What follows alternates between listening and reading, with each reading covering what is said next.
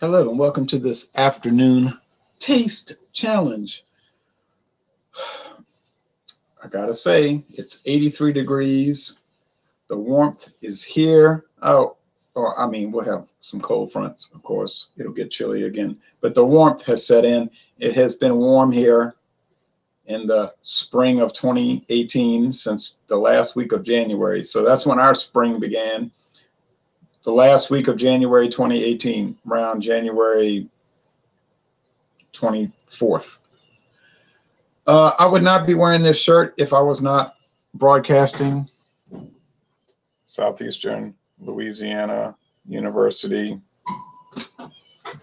I'm doing this double up due to scheduling issues. Now, you see, if you buy football season tickets and then you go to numerous basketball games, college and professional, and baseball games, college and even professional, then you have to make scheduling arrangements to work around that. Southeastern Louisiana, Division I, NCAA. Hey, look, they hosted already this year Southern Illinois University at Edwardsville. I know, okay, you say, oh, well, wow. Alcorn State. Oh, well, wow. Louisiana Lafayette. Now that's always a top 25 to top 30 team, has even been to the World Series. Southeastern beat them last night 5-2. I was there. I got sleepy. I left, but the game looked like it was okay. Well in hand. They've got University of Connecticut coming in. The Huskies. Toledo.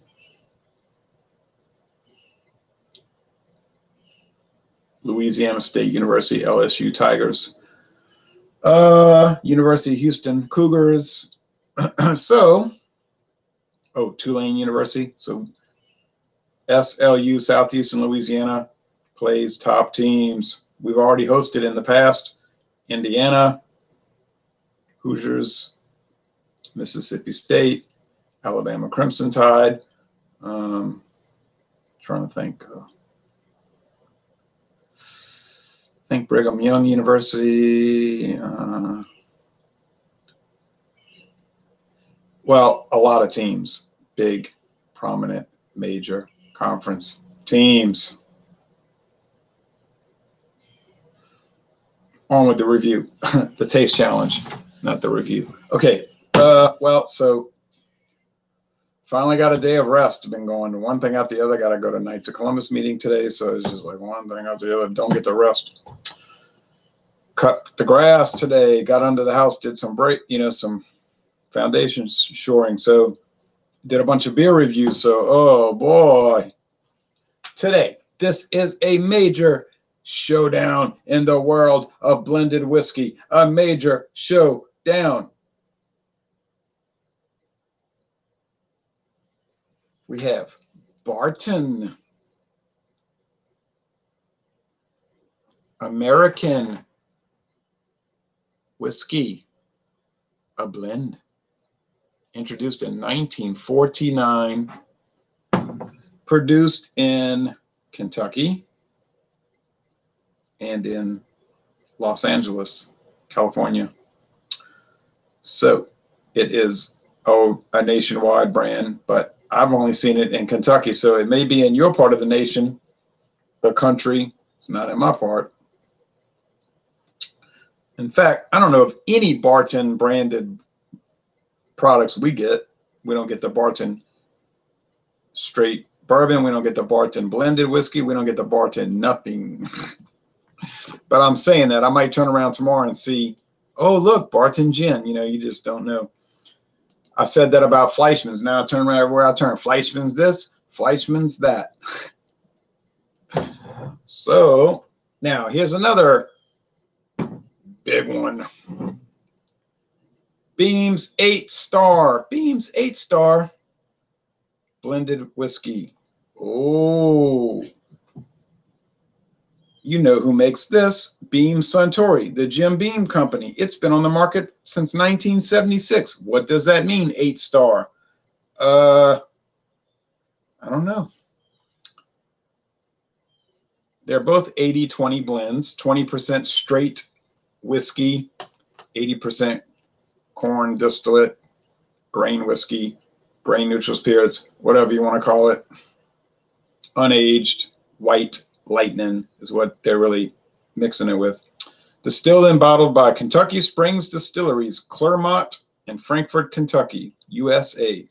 You say, well, I never heard of Kentucky Springs Distillery. Right. I know you haven't. You ever heard of Beam, Jim Beam? Yeah, you heard of them. Okay, let's see. It's got a date, guys. But I can't really. Oh.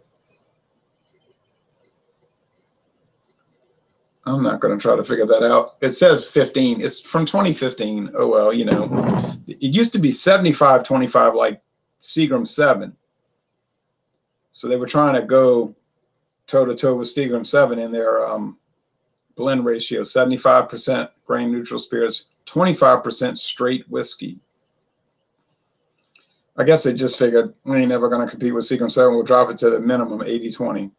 Barton. Remember the last time you seen a Barton commercial or advertisement? Oh, yeah, you never have. Hey, but you know what? They've been cruising the bottom shelf since 1949 and doing quite well, quite well. Will I be able to tell them apart? I think I will because of these facts. Fact number one, Barton is from Sazerac, and they tend to have a higher rye mash bill than other items of their ilk. Secondly, Barton American whiskey is aged 4 years. 4 years minimal. A minimum of 4 years. Okay. You notice both companies are using the same shade of red, the same shade of black. Well, they're using the same shade of red, the same shade of gold and black. Seems to me somebody's trying to capture somebody else's audience. I don't know. 1949, 1976. Yeah.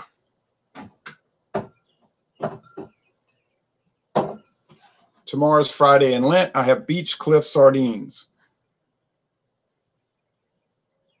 I had the Beach Cliff fish steaks last week on the crackers, the whole wheat crackers with some hot sauce and black pepper. I got to tell you, those were really good.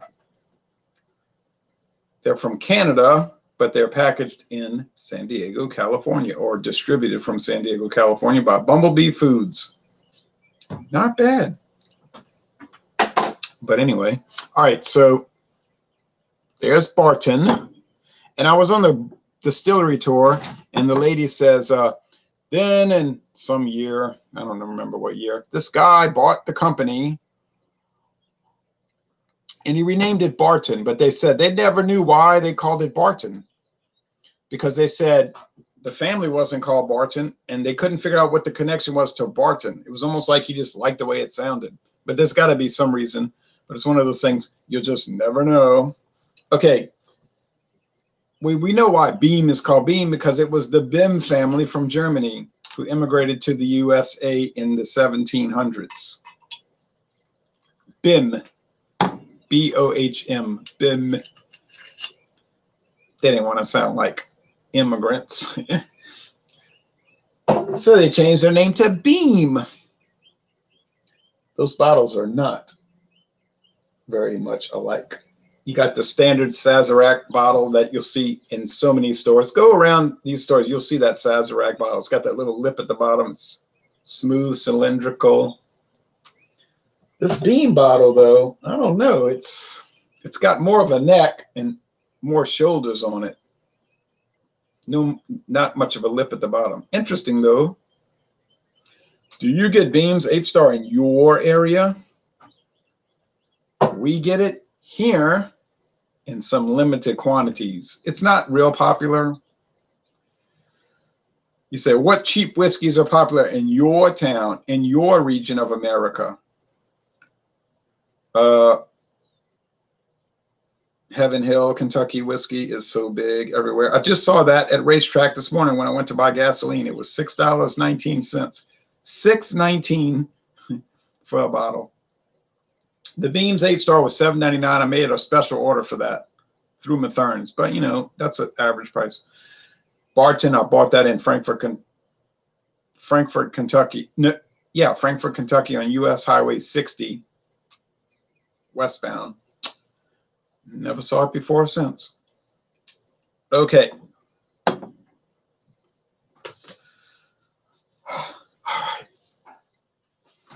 And I'm trying to think what other inexpensive blended whiskeys are sold around here, like a lot of them. Oh, well, of course, Seagram 7. That's like the king of it. The king of that class. And I'm trying to think.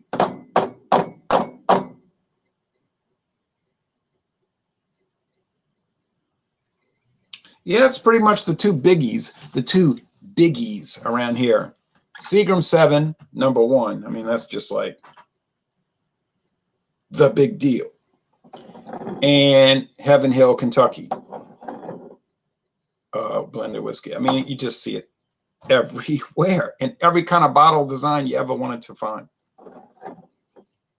Well, how do they look?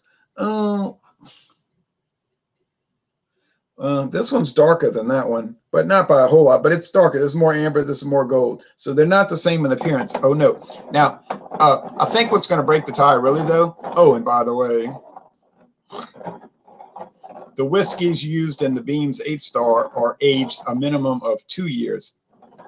2 years? Yeah. You say they're probably using a rather young Jim Beam bourbon. Probably so. Jim Beam is aged at least 4 years. Well, what is Mila Kunis, the Jewish Russian immigrant, talking about immigrants? Beam, immigrants, the Beam family. Mila, however you say her name. I don't watch movies. She's kind of cute, you know, mid-30s, you know. I watched her little YouTube videos. Those are, she says, oh, delicious. If they put me on the commercials, I would sip Jim Beam and say the same thing. Oh, delicious. It's aged 4 years. So, you know, they're just probably taking a 2-year age Jim Beam and they're mixing it with the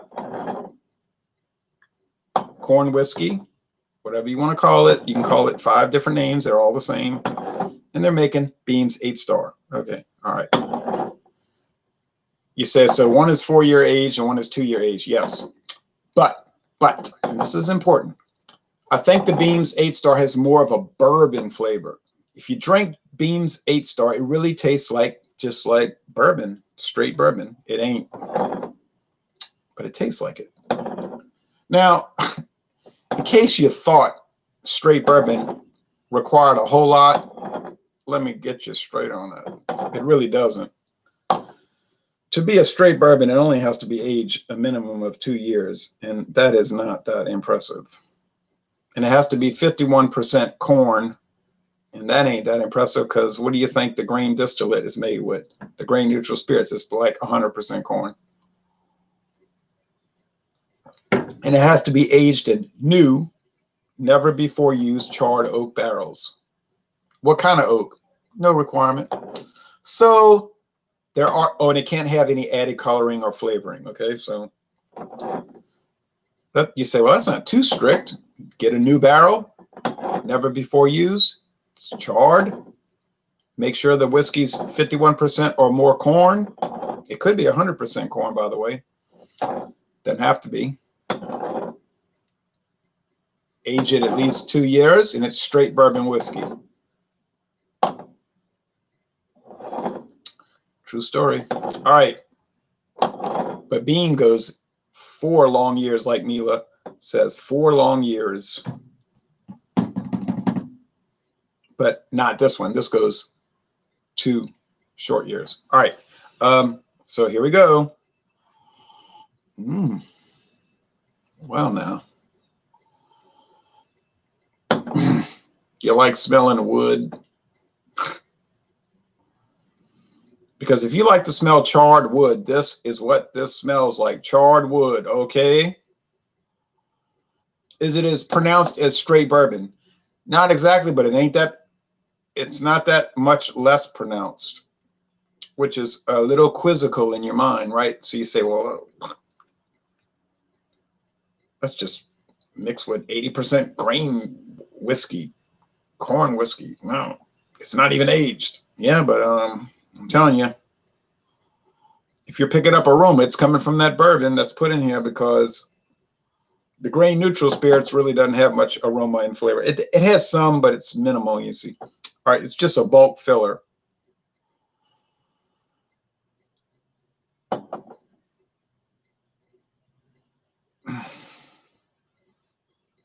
I have a corn whiskey that I want to review, and it's from New England. I've got to post something in NEBR, New England Beer Reviews, today. Yeah, it's a pleasant aroma. It's not deep, speculative bourbon aroma, but it's in no way bad. I think that's Beam's 8-star. And if you buy Beam's 8-star, you're not going to be disappointed. Unless you're a fool and you're expecting Pappy Van Winkle. But then why would you expect that? Right? Okay. Now, the next one. Yeah, you see, it's much more low profile here. Much more low profile. Oh, you get wood, but it's minimal. You get sourdough bread, which is making me think Sazerac. That's their kind of deal. That's their calling card, one of their calling cards. Rye. Yes. Another Sazerac calling card.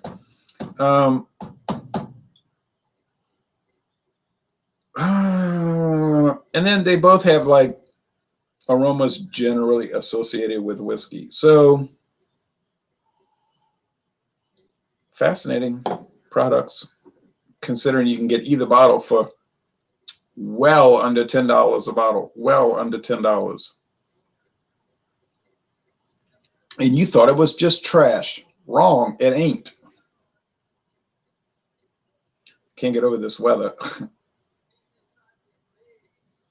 I have to go walk another half mile. I got to get out there and walk. All right, so taste. I could just smell them. Or really, they're so good to smell, you could just sit and smell them, but I'm going to taste them. All right.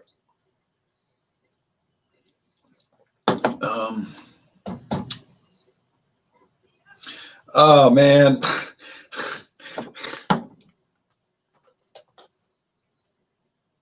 That has such a distinctive Jim Beam flavor, like that cellar mode, you know, that green wood. I don't know what it is about Jim Beam.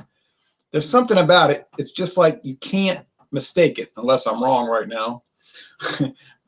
But I don't think I'm wrong. It just, there's something about it. It's like you say, that's Jim Beam.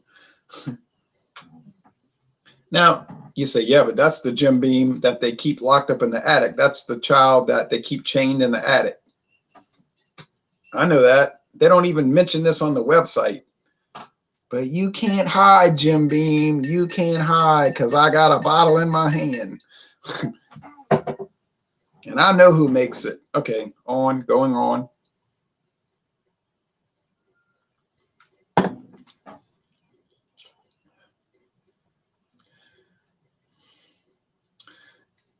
There's wood, you know, charred wood, and there's the dried flowers and the caramel and all that. But it's so much more. I mean, there's rye, but it's like, I don't want to use the word bland and dull. It is not. It's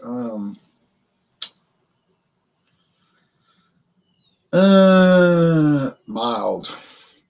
I mean, good grief. Get a bottle of Barton and then go buy a bottle of Canadian Mist. And I'm telling you, I really believe this, that the Canadian Mist will have less flavor and less aroma. But it's going to cost you $11 a bottle. You might find some ridiculously low price, but you're not really going to typically find that. So let's say $11. or you can buy this for $6, and it has more flavor. Is the Canadian Mist from Collingwood, Ontario, Canada good? Yeah, I mean, it's well made. Those people know what they're doing. It's like they've been making it since 1967. They're master distillers. It's going to always taste the same. You're never going to get an off batch. It just, there ain't much to it. But then I'm not cutting it.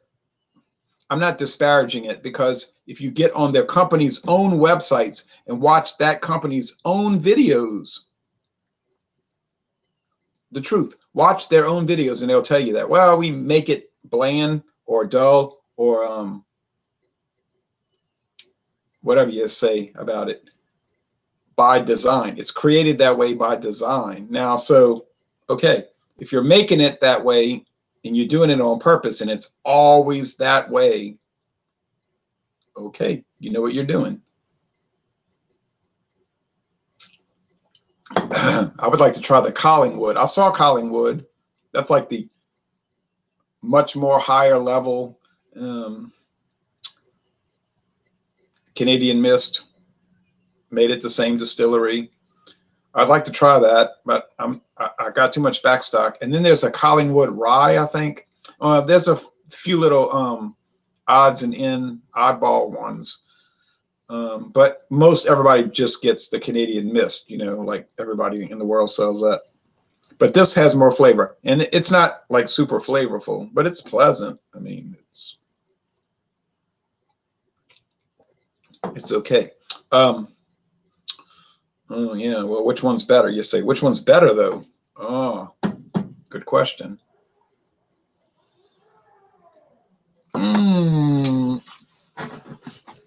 Well, it depends, right? Like, so you might say, I love that bourbon flavor, but I'm a cheapskate and I don't want to pay for bourbon. Okay. If you love bourbon flavor, but you really don't want to spend a lot of money, get Beam's 8-star. It's probably do the trick. It does have a lot of bourbon flavor, but not with all that corn. Like, I was fussing and, you know, ranting and raving the last 2 weeks about bourbon. Like, I'm sick of all this corn grits. It's like every time I drink bourbon, it's like I'm drinking corn grits. And I eat a lot of grits in Louisiana. It's like, but I don't mind eating it with sausage and cheese and black pepper and hot sauce, but I don't want to drink grits. And I don't know. I think bourbon is sort of overplayed. Now you say, oh, you just destroyed your channel by saying that. You're out of the club. I guess you want to go drink scotch. Yeah, that's true, actually. But if you want to get some of the bourbon characteristics without going full bore on the price, I think Beam's 8-star would be a good choice. It's really not that different from Beam's original, the white label, honestly. Oh, last call. Let's check this out. Gotta go walking. All right.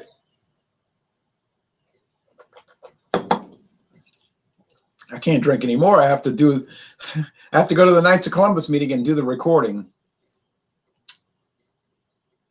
I hope they don't talk long tonight. Like, I hope everything goes fast.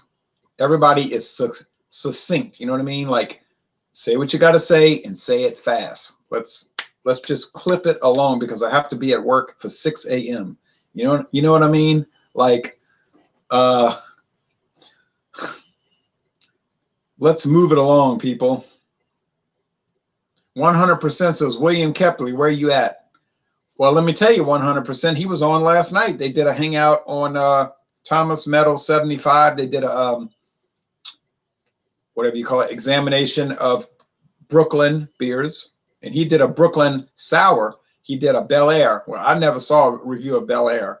He said, nah, you can take it or leave it. He wasn't too thrilled with it. It was something different to try. He was on there for over 30 minutes. So William is out and about. Of course, we'd like to see him start his own channel, right? All right. So let's call it. Which one's better? It's real difficult to say, but I think I'm going to give the winning score to the one in my left hand, might be your right, which I think is Beam's 8-star. It's got a little bit more character, a little bit more savoir-faire, which is shocking since it's only aged 2 years as opposed to 4 years. But you've seen my videos for Barton, perhaps. Barton straight bourbon. I wasn't bragging on those. That was about the dullest thing. So yeah, let's see. Well, I'm going to be embarrassed if I'm wrong. But I ain't wrong. And I haven't been wrong in the past. Beam's 8-star is distinctive. Is it world class? I mean, obviously it's not world class. It's blended whiskey. You know, it's really a product that bar rooms stock. It's not a product that like people that go to the grocery store buy. You know what I mean? I mean, look at the label. It's sort of like it looks like a food service label. You know what I mean? Like these people that deliver for schools and restaurants. That's what it is. It's that kind of thing, like the Krabari Marsala wine. They deliver it to restaurants because they use the Krabari wine to cook with, making eggs, Benedict, stuff like that, egg, you know, omelets and stuff. So, I mean, but, and they probably deliver this to restaurants and they cook with it too, Beam's 8-star. And they use it as a well drink. And when you say, I want a Beam and Coke, you think you're getting the white label Jim Beam straight bourbon whiskey. And you might be getting that, but more than likely you're getting this because they figure you're not going to go check. And don't think I'm making that up because and ask Sean Hall on our Facebook. We personally went to the Houston Astros last year. After that, we went to La Merida Mexican restaurant.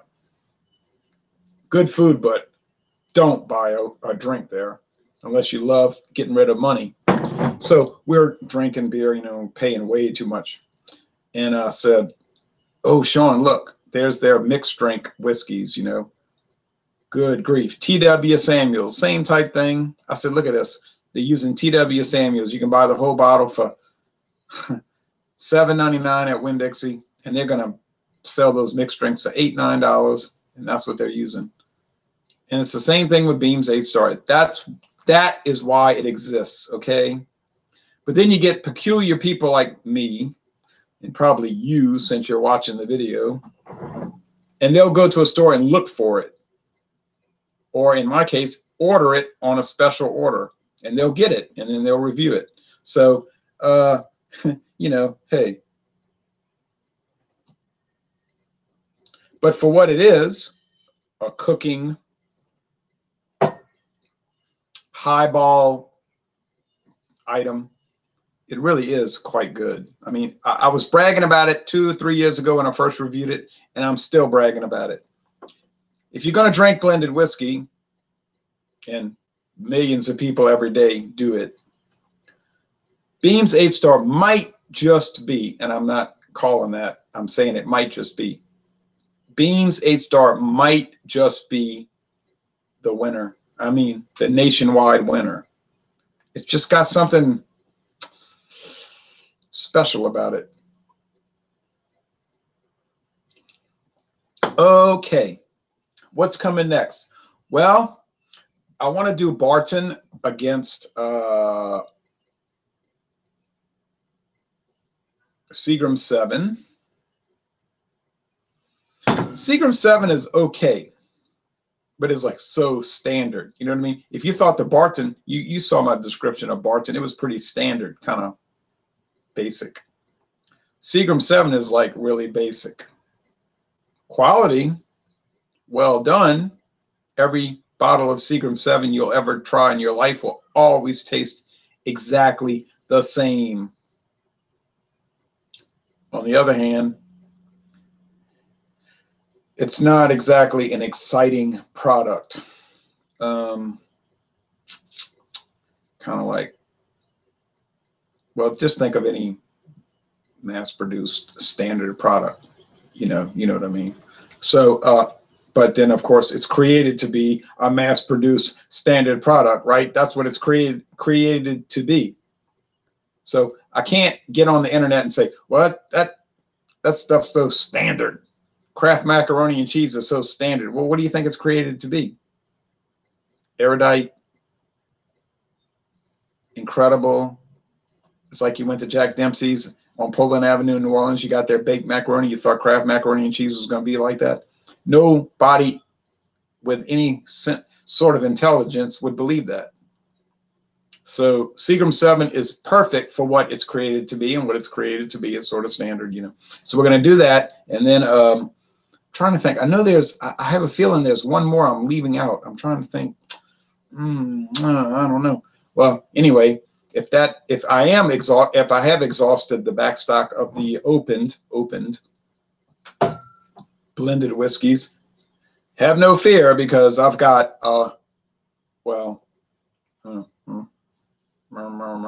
way too many to get to. But I think we're gonna put those on the shelf for a little while, and we're gonna look at Speckled Tail. Speckled Tail whiskey, comparable to early times. Not a bourbon because of legal requirements, which it does not meet, but essentially a bourbon in everything else but that, you know. So, but that'll be interesting. And then you say, oh, it's about to get even more exciting, much more exciting, in fact. Then we're going to bring into play, get ready, please be seated, Cutty Sark blended Scotch whiskey, which has been on the market since 1923. I have never had Cutty Sark, but I would like to try it very, very soon. And it's probably going to be March till we get to it, but we've got an examination coming up. I mean, that is like, who ain't heard of that? Who hasn't heard of J&B? Well, I got that in my mind. I don't have it. I didn't buy it yet. But, you know, like in the movie Scarface, he tells Michelle Pfeiffer, you like Scotch? I like Scotch. And I said, J&B, look what they're drinking. That's product placement. There ain't no way they put that in that movie without them paying for it.